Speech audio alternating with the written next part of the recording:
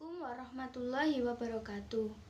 Nama saya Anindita Fadiaya. Di sini saya akan memberikan contoh tentang ketidakpuasan karyawan terhadap organisasi atau perusahaan. Di sini saya mengambil contoh PT Young Machine. PT Young Machine merupakan perusahaan yang bergerak dalam bidang konveksi atau tekstil yang mengalami konflik antara perusahaan dengan karyawan.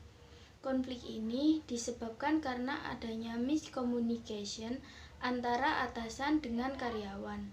Adanya kebijakan dalam perusahaan mengenai perhitungan gaji dan upah kerja karyawan. Namun, pihak perusahaan belum memberitahukan pada karyawan sehingga karyawan merasa diperlakukan semena-mena oleh pihak perusahaan. Para karyawan mengambil tindakan dengan mendemo perusahaan. Namun, tindakan ini berujung PHK besar-besaran yang dilakukan oleh perusahaan. Perubahan kebijakan dalam perusahaan ditenggarai karena turunnya jumlah produktivitas perusahaan.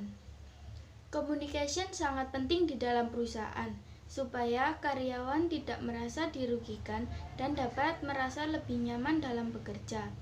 Komunikasi antara pimpinan dengan karyawannya harus mampu terjalin dengan baik. Ini bukan hanya akan berpengaruh terhadap setiap proses bisnis yang dijalankan, tetapi juga pada hubungan pribadi antara karyawan dengan perusahaan. Namun, yang namanya komunikasi harus ada miss-nya.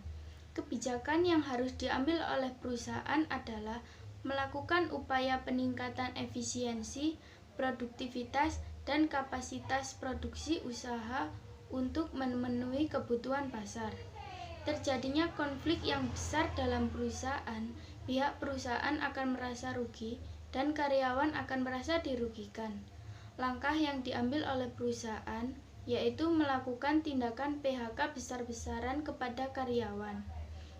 Dan hasil akhir dari permasalahan tersebut yaitu dilakukannya PHK besar-besaran yang dilakukan oleh pihak perusahaan. Demikian yang dapat saya sampaikan, kurang lebihnya saya mohon maaf. Wassalamualaikum warahmatullahi wabarakatuh.